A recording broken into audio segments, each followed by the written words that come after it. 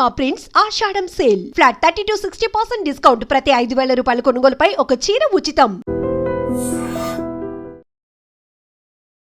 Hi, welcome to iDream.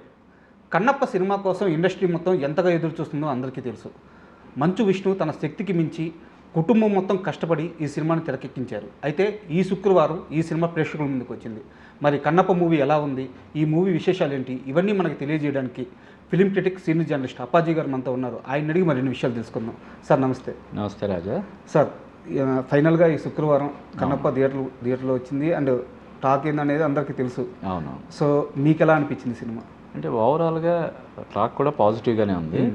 నాకు కూడా పాజిటివ్గానే అనిపించింది. అంటే జనరల్గా ఇప్పుడు ఈ సినిమాకి సంబంధించి ఎందుకన్నా మొదటి నుంచి కూడా చాలా నెగిటివ్ టాక్ స్ప్రెడ్ అయ్యింది సార్. కానీ ఈ సినిమా చూసిన తర్వాత పాజిటివ్గా ఉందని అనిపించింది. ముఖ్యంగా మంచు విష్ణు కెరీర్లో ఇది అంటే అతను పర్ఫార్మెన్స్ అది చాలా సెటిల్డ్గా చాలా బాగుంది. కెరీర్ బెస్ట్ పర్ఫార్మెన్స్ అని మనం చెప్పచ్చు. సార్, ఇలాంటి ఒక పురాణ ఇతిహాసాలను కథగా చేసుకొని ఒక సినిమా చెప్పాల్సి వచ్చినప్పుడు ఒక ప్రయత్నం అనేది చాలా సిన్సియర్గా ఉండాలి. అవును. సినిమా రిజల్ట్ అనేది మనం తర్వాత మాట్లాడుకుందాం, కానీ ఎంతవరకు సిన్సియర్గా దాన్ని అటెంప్ట్ చేసామనేది కూడా చాలా కీలకమైన అంశం. అవును. సో ఆ సిన్సియారిటీ మీకు ఎంతవరకు కనిపించింది మూవీలో? అటెంప్ట్ అయితే చాలా సిన్సియర్గానే ఉందని మనం చెప్పొచ్చు. అందులో దాన్ని మనం అటెంప్ట్ని శంకించడానికి ఏం లేదు. మ్యాక్సిమం అంటే ఒక ప్రొడ్యూసర్గా మోహన్ బాబు పేరు ఉన్నప్పుడు కూడా విష్ణువే ప్రొడ్యూసర్ కాబట్టి హీరోగా కానీ ప్రొడ్యూసర్గా కానీ క్రియేటివ్ సైడ్ తను చాలా ఇన్పుట్స్ ఇచ్చానని ఏదైతే చెప్పాడో వాటన్నిటి పరంగా చూసినప్పుడు చాలా సిన్సియర్గా దాన్ని ఎఫర్ట్ పెట్టారు అని చెప్పి మనం చెప్పొచ్చు. కాకపోతే ఏంటంటే దాన్ని ఒక పాన్ ఇండియా సినిమా లాగా చేసే ప్రయత్నంలో ఈ ఆర్టిస్ట్ని ఇప్పుడు శివుడిగా అక్షయ్ కుమార్ని ఇలాగా ఈ శరత్ కుమార్ వేరే ఆర్టిస్టులు అందరూ కూడా ఉండడం ఇవన్నీ కూడా ఇదే సినిమాకి కొంత ప్లస్ అయ్యి చిన్నది ఏదైనా ఒక కొంత మైనస్ కూడా అయితే అయ్యి ఉండొచ్చు. కనెక్టివిటీ విషయంలో కొంచెం ఏదైనా ఉండొచ్చు. అలాగే నాకు పర్సనల్గా ఏమనిపించిందంటే ఇది ఎక్కడో న్యూజిలాండ్లో ఎక్కడో షూట్ చేసామని చెప్పి అన్నారు. అక్కడ న్యూజిలాండ్కి వెళ్ళి షూట్ చేయాల్సినంత ఏముందని అనిపించింది. ఎందుకంటే మన ఏపీ కానీ తెలంగాణలో కానీ ఏదైనా మంచి బ్యూటిఫుల్ ఫారెస్ట్ ఏరియాకి వెళ్ళి షూట్ చేసి సరిపోద్ది కదా అని అనిపించింది. బట్ వాళ్ళకి ఉండే టెక్నికల్ రీజన్స్ కానీ లేదంటే వేరే రీజన్స్ కానీ మనకు తెలియదు కాబట్టి, కానీ మనం చూసేటప్పుడు అది ఎక్కడ ఫారిన్ లొకేషన్లో షూట్ చేసినట్టుగా అనిపించదు. ఎక్కడో మన ఇండియాలోనే లేదంటే ముఖ్యంగా మన తెలుగు రాష్ట్రాలకు చెందినటువంటి ఏదైనా ఒక అటవీ ప్రాంతంలో షూట్ చేశారన్నట్టుగా చాలా న్యాచురల్గా ఉంది. దాని వరకు మనం ముఖ్యంగా ఈ సినిమాలో సినిమాటోగ్రఫీ ప్లస్ మ్యూజిక్ ఈ రెండు కూడా సినిమాకి ఆయువు పట్టుగా మనం చెప్పచ్చు. చాలా బాగుంది. పర్టికులర్గా మ్యూజిక్ అవును సార్ చాలా బాగుంది. స్టీఫెన్ దేవసి ఏదో పేరు ఉంది, చాలా బాగుంది. చాలా సన్నివేశాల్లో అంటే సీన్ని చాలా వరకు హైలైట్ చేసింది బీజిఎం. అవును. అంటే వాయిసెస్ కూడా రెగ్యులర్ వాయిస్లు కాకుండా కొంచెం డిఫరెంట్ వాయిసెస్ తోటి ఉండడం కూడా ఫ్రెష్గా అనిపించింది. బాగున్నాయి. అండ్ కన్నప్ప అనగానే మనకి చాలామంది హీరోలు కనిపిస్తూ వస్తున్నారు. శరత్ కుమార్ గారు ఉన్నారు, మోహన్ లాల్ గారు ఉన్నారు, ప్రభాస్ గారు ఉన్నారు, మోహన్ బాబు గారు ఉన్నారు. బట్ వీళ్ళందరూ ఉన్నా కానీ ఫస్ట్ నుంచి కన్నప్పని భుజాల మీద వేసుకొని ఇంత పెద్ద ప్రాజెక్ట్ని సినిమాగా తీయాలి, వచ్చే తరానికి నేను ఒక మంచి కథ చెప్పాలి, ఒక మంచి విషయాన్ని తెలియజేయాలి అని చెప్పేసి విష్ణు గారు తీసుకున్న ఆ ఇనిషియేషన్ ఏదైతే ఉందో నిజంగా చాలా గొప్పది. సో ఈ ప్రయత్నంలో ఆయన ఒక నటుడిగా, హీరోగా, నిర్మాతగా అండ్ క్రియేటివ్ సైడ్ కూడా ఆయన ఇన్వాల్వ్ అయ్యారు. ఈ మొత్తం రోల్స్లో ఆయన ఎంతవరకు సక్సెస్ అయ్యారని చెప్తారు? నటుడిగా మంచి మార్కులే పడతాయి అతనికి. 80-90% మార్క్స్ మనం ఇవ్వచ్చు. అలాగే ప్రొడ్యూసర్గా కూడా మంచి మార్కులు స్కోర్ చేస్తాడు. క్రియేటివ్గా కూడా బాగానే ఉంది. కాకపోతే ఏంటంటే మేకింగ్ పరంగా ఈ విజువల్ ఎఫెక్ట్స్ కానీ గ్రాఫిక్స్ పరంగా కొంత అంటే not up to the mark అని మనకి అనిపిస్తుంది. కొన్ని ఎపిసోడ్స్లో అంత ఇది లేదేమో అని అనిపిస్తుంది కొన్ని చోట్ల. కానీ అది టెక్నికల్ రీజన్స్ వల్ల కూడా అయ్యి ఉండొచ్చు. అదర్వైజ్ అవి ఆ అంశాలు మినహాయిస్తే టెక్నికల్గా కూడా మంచి స్టాండర్డ్స్ అది మెయింటైన్ చేశారు. ముఖ్యంగా పర్ఫార్మెన్స్ పరంగా ఇప్పుడు అక్షయ్ కుమార్ పర్ఫార్మెన్స్ కానీ శివుడిగా అక్షయ్ కుమార్ అనుకున్నప్పుడు ఏంటి అక్షయ్ కుమార్ శివుడు ఏంటి అని మనకు అనిపిస్తుంది. కానీ చాలా బాగా చేశాడు.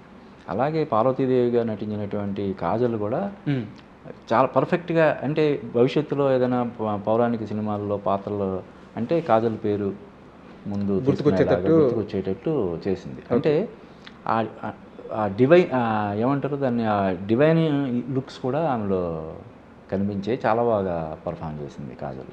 సార్ ఇప్పుడు కన్నప్ప అనగానే మొదటి నుంచి కూడా ఒక స్పెషల్ ఇంట్రెస్ట్ రావడానికి కారణం ఏంటంటే ప్రభాస్ గారు దాంట్లో యాక్ట్ చేస్తున్నారని చెప్పి తెలియజేయడం. అవును. సో ఇప్పుడు ప్రభాస్ గారు యాక్ట్ చేశారు, సినిమా రిలీజ్ అయింది, ఆయన రోల్కి మంచి మార్కులు పడుతున్నాయి, మొత్తం సోషల్ మీడియా అంతా చాలా పాజిటివ్ వైబ్స్ నడుస్తూ ఉన్నాయి. అవునవును. బట్ నా డౌట్ ఏంటంటే ప్రభాస్ డేట్లు ఉన్నాయి కాబట్టి, ఒక మాస్ హీరో కాబట్టి తీసుకొని కథతో సంబంధం లేకుండా ప్రభాస్ని ఇరికిచ్చేసారా, లేకుంటే కథని మలుపు తిప్పే రోలా?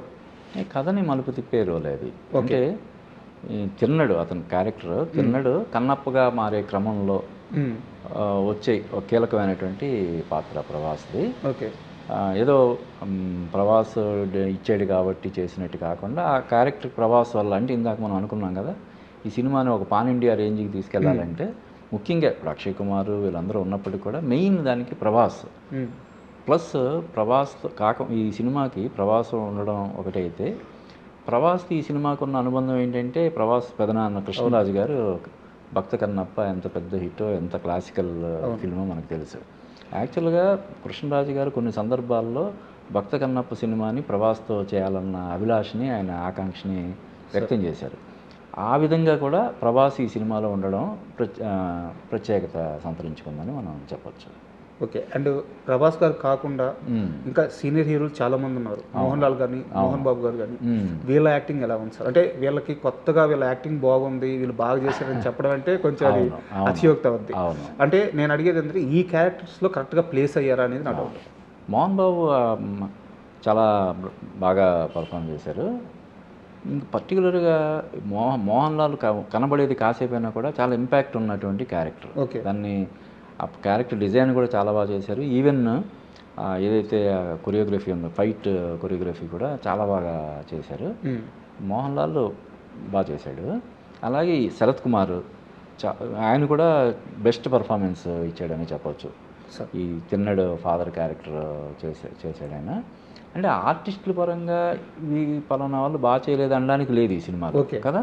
అది credit goes to director Mukesh Kumar Singh. ఎందుకంటే ఆయన అంతకుముందు ఇటువంటి ఈ తరహా సీరియల్స్ అవి చేసి ఉండడం వల్ల చాలా అద్భుతంగా అందరి నుంచి, ఈవెన్ ఇప్పుడు ఆ మరియమ్మ క్యారెక్టర్ ఏదో చేసింది ఐశ్వర్య, మన లక్ష్మి సీనియర్ ఆర్టిస్ట్ లక్ష్మి కూతురు, ఆమె కూడా చాలా బాగా చేసింది కదా.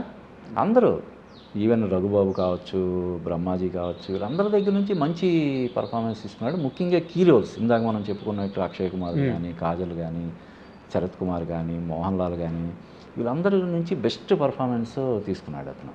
సార్ ఎప్పుడైనా సరే అది చిన్న సినిమా అయినా పెద్ద సినిమా అయినా ఆ సినిమా సక్సెస్ అవ్వడానికి కొన్ని సీక్వెన్స్లు చాలా బాగా ఉపయోగపడతాయి అన్నమాట సినిమాలు. అంటే కన్నప్ప విషయానికి వస్తే బాగా వర్కౌట్ అయిన సీక్వెన్స్ అంటే ఏం చెప్తారు మీరు? మోహన్ లాల్ సీక్వెన్స్ ఒకటి చాలా బాగా వచ్చింది. ఓకే. అలాగే ప్రభాస్ ఉన్న సీన్స్ అన్నిటి కూడా ఈ సినిమాకి మేజర్ హైలైట్స్గా మనం చెప్పొచ్చు. అలాగే ఈవెన్ ఇప్పుడు తిన్నడు ప్రేయసిగా నటించినటువంటి అమ్మాయి ఉన్ని ఏం పేరు అమ్మాయి పేరు, ఆ అమ్మాయి కూడా చాలా బాగా చేసింది. ప్రీతి ముకుంద్ ఏదో ఉంది, ఆ అమ్మాయి కూడా అంటే ఆ క్యారెక్టర్లో ఒదిగిపోయింది, చాలా బాగా చేసింది. వాళ్ళిద్దరి మధ్య ఉండే ఆ కొన్ని సీన్స్ కానీ, ఆ లవ్ ఇది కానీ చాలా చక్కగా డిజైన్ చేశారు. ఆమె కూడా చాలా బాగా చేసింది. ఆమెకి మంచి ఫ్యూచర్ ఉంటుందని నాకు అనిపించింది. సార్ కన్నప్ప సినిమా అనౌన్స్మెంట్ అవ్వగానే, ఆ సినిమా బడ్జెట్ గురించి తెలియగానే చాలా మందికి విష్ణు రిస్క్ చేస్తున్నాడు అని చెప్పేసి ఒక క్వశ్చన్ అయితే రేజ్ అయింది. బట్ వాళ్ళు కంటెంట్ని నమ్మారు. కంటెంట్ని నమ్మి విష్ణు మార్కెట్ కంటే కొన్ని ఇంతలో ఎక్కువ బడ్జెట్ పెట్టేశారు. ఈరోజు మీరు సినిమా చూశారు మీరు. సో అంటే ఒక కన్నప్ప కథ చెప్పాలంటే ఒక తిన్నడు, దేవుణ్ణి నమ్మడు, ఒక టైం లైన్ తర్వాత అంటే కొంచెం ఒక వయసు వచ్చిన తర్వాత, ఒక సమయం గడిచిన తర్వాత కొన్ని కారణాల వల్ల తను మార్పు చెంది నాస్తికుడు భక్తుడిగా మారుతాడు. నాస్తికుడు భక్తుడిగా మారి అంటే ఇక్కడ కొత్తగా కథ ఏమి ఉంటుంది, అందరికీ తెలిసిన కథే. అవును. వాళ్ళు ఇంత బలంగా నమ్మడానికి కారణం ఏంటంటారు? అంటే మీరు సినిమా చూశారు కాబట్టి ఇన్ని రోజులుగా ఉన్న డౌట్ ఈరోజు జనాలు అంటే ఈ బడ్జెట్ మొత్తం మంచు విష్ణు మోయాల్సిన అవసరం లేదు కదా. ఇప్పుడు ఇంతమంది ఉన్నారు కాబట్టి, ఇప్పుడు అక్షయ్ కుమార్, ప్రభాస్ వీళ్ళందరూ ఉన్నారు కదా, మోహన్ లాల్ వీళ్ళందరూ ఉన్నారు కాబట్టి ఇతనికి బర్డెన్ అంటే అది కేవలం మంచు విష్ణు సినిమా కాదు కాబట్టి, మంచు విష్ణు ఉండే మార్కెట్ను దృష్టిలో పెట్టుకొని సినిమా అంతలోనే చెయ్యాలి, ఇంతకంటే ఎక్కువ చేస్తే దీనికి బర్డెన్ అయిపోద్దన్న ఇది లేదు కదా. వీళ్ళందరూ ఉండడం వల్ల ఆ సినిమాని అంత లావిష్గా వాళ్ళు చెప్తున్నటువంటి అన్ని కోట్లు ఖర్చు పెట్టి తీశారని మనం చెప్పొచ్చు. ఇది కమర్షియల్గా ఇప్పుడు ఉన్న టాక్ను బట్టి కానీ మేకింగ్ దీన్ని బట్టి కానీ చూస్తే కమర్షియల్గా సేఫ్ అయ్యే అవకాశం ఉందని నాకు అనిపిస్తుంది. ఓకే. అండ్ ప్రభుదేవ గారి సాంగ్ మనకి అది జస్ట్ యూట్యూబ్లో రిలీజ్ చేసినప్పుడే చాలా బాగుంది అనిపించింది.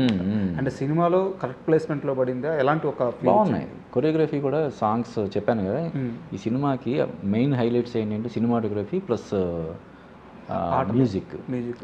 వాటిని చిత్రీకరించిన విధానం చాలా బాగుంది. ఓకే. ఓవరాల్గా అదే అంటే మెయిన్ ఏదైనా సినిమాకి సంబంధించినంత వరకు ఏంటి పర్ఫార్మెన్స్లు, సినిమాటోగ్రఫీ, మ్యూజిక్, ఇవే కదా మెయిన్. ఈ మూడిట్లో చాలా అద్భుతమైనటువంటి అవుట్పుట్ వచ్చింది. ఇంకా చిన్న చెప్పాను కదా ఇందాక విజువల్ ఎఫెక్ట్స్ కానీ ఇటువంటివి కొంచెం అక్కడక్కడ కొంచెం నాసిరకంగా ఉన్నాయేమో అని అనిపిస్తుంది మనకి. బట్ చిన్న లోపాలు అనేవి మనం మినహాయిస్తే ఓవరాల్గా సినిమా అంటే చాలా రోజుల తర్వాత మంచు విష్ణు ఒక మంచి సినిమాతో మన ముందుకు వచ్చాడు అన్న ఫీలింగ్ని ఇచ్చే సినిమాగా మనం చెప్పొచ్చు దీన్ని. సార్, మీరు senior journalist, senior film critic, so మీకు చాలా అంశాలు తెలుసుంటాయి. ఇటు పురాణాల పరంగా కూడా మీకు అవగాహన ఉంటుంది. ఈ సినిమా కోసం సినిమాటిక్ లిబర్టీ ఎంతవరకు తీసుకున్నారు?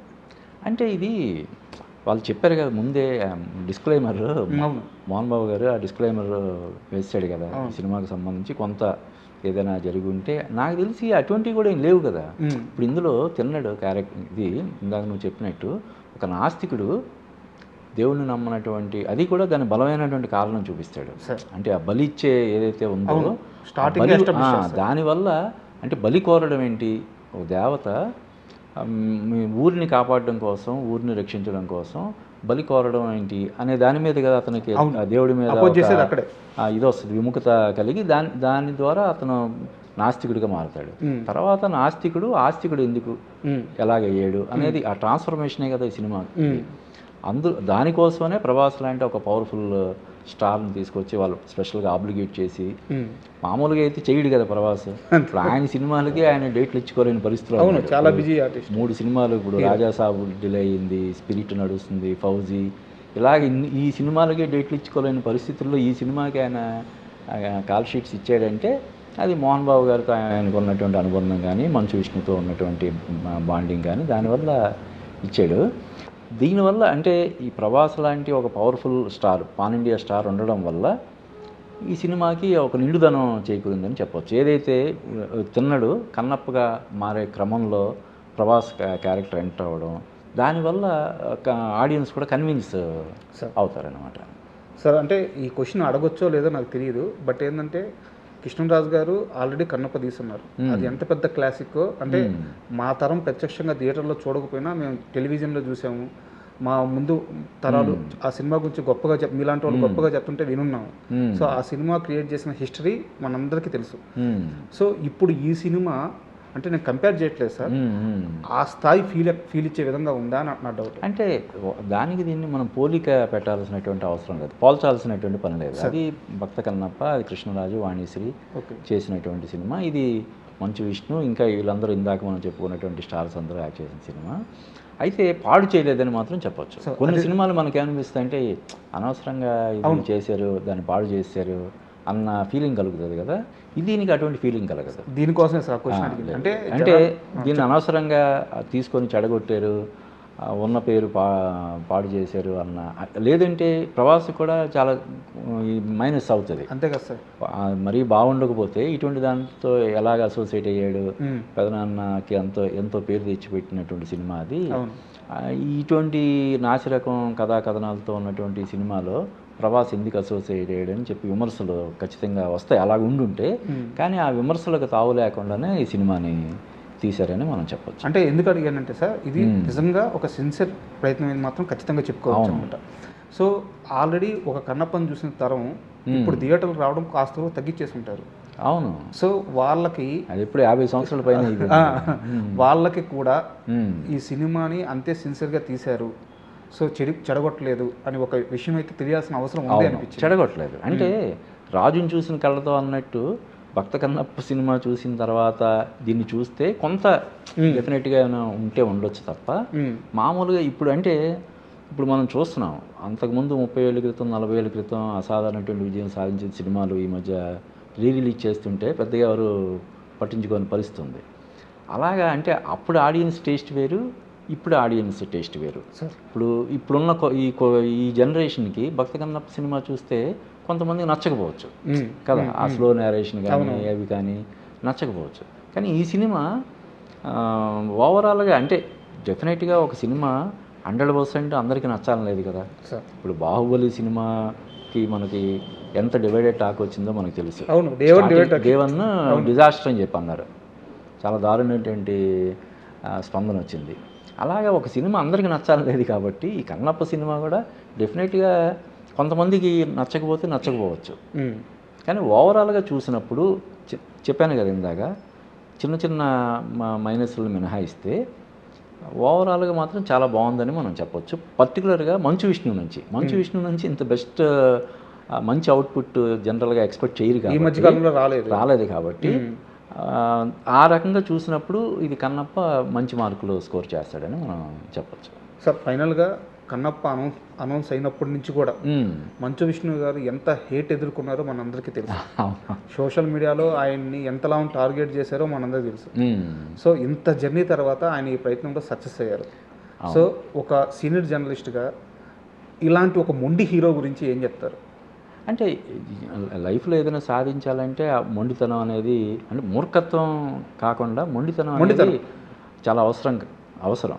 ఇప్పుడు ఈ ప్రాజెక్ట్ అనౌన్స్ చేసినప్పుడు చాలామంది ఎందుకు అనవసరంగా ఇటువంటి ప్రాజెక్ట్ చేయడం అనే విమర్శలు కానీ పెదవి విరుపులు కానీ వచ్చే ఉంటాయి. కానీ వాటిని పట్టించుకోకుండా ముందుకు వెళ్ళడం వల్ల ఇది సాధ్యమైంది కదా.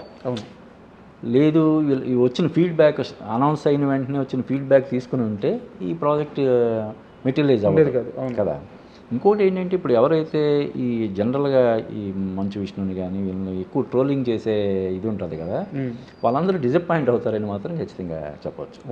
ఇందులో ట్రోల్ చేయడానికి పెద్దగా ఏం లేదు, పని కట్టుకొని చేస్తే దాన్ని మనం ఎవరు ఏం చేయలేం. కానీ మామూలుగా అయితే ఇందులో ట్రోలింగ్ ఎలిమెంట్స్ కానీ భయంకరంగా క్రిటిసైజ్ చేయడానికి కానీ ఇందులో ఏమీ లేదు. ఆ విషయంలో మంచు విష్ణు సక్సెస్ అయ్యాడని మనం చెప్పవచ్చు. ఇందా నువ్వు అన్నట్టు ప్రొడ్యూసర్గా కానీ, హీరోగా కానీ, క్రియేటివ్ సైడ్ అంటే ఒక రైటర్గా కానీ 3 విభాగాల్లో కూడా అతను సక్సెస్ అయ్యాడని మనం చెప్పవచ్చు. సార్ ఫైనల్గా ఈ సినిమాని యాక్చువల్గా అయితే ఓటీటీకి ముందే రిలీజ్ చేస్తామని చెప్పుకుంటే ఫైనాన్షియల్గా ఇంకా రిలీజ్కి ముందు కాస్త సేఫ్ అయ్యే పరిస్థితి ఉండేది. ఎలాగా ఓటీటీకి 10 వారాల ముందే రిలీజ్ చేస్తామని చెప్పి ఒక ప్రామిస్ చేస్తుంటే రిలీజ్ అయినా 10 వారాల వరకు 10 వారాల వరకు రిలీజ్ చేయనని చెప్పి ఇప్పుడు కూర్చున్నాడు విష్ణు.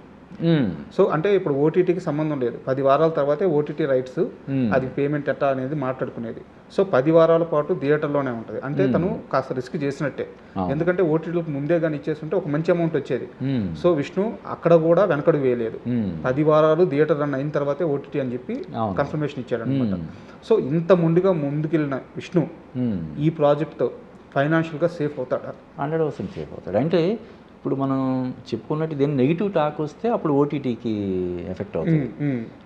పాజిటివ్ టాకే ఉంది కాబట్టి ఓవరాల్గా 80 to 90% పాజిటివ్ టాక్ ఉంది కాబట్టి 10 to 20% నెగిటివ్ టాక్ అనేది నెగ్లిజిబుల్ కాబట్టి ఏ సినిమాకైనా ఓటీటీ మార్కెట్ని ఇది పెద్దగా ఇన్ఫ్లుయెన్స్ చేయదు. పైగా ఇది డివోషనల్ సినిమా కదా, ఖచ్చితంగా ఓటీటీ ఆడియన్స్ దీనికి ఉంటారు.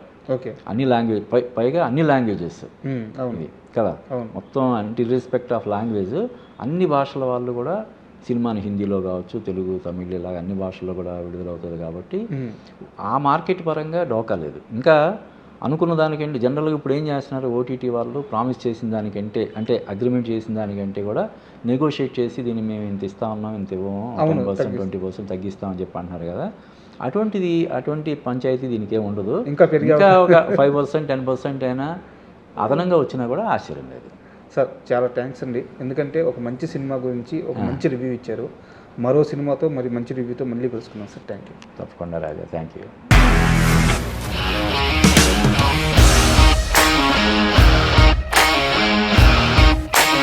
ఇండస్ట్రీలో కమిట్మెంట్ ఇష్యూస్ వస్తే నీకు కూడా వచ్చినట్టు మార్నింగ్ తీసుకెళ్ళాలంటే కొట్టి పడేసాడు.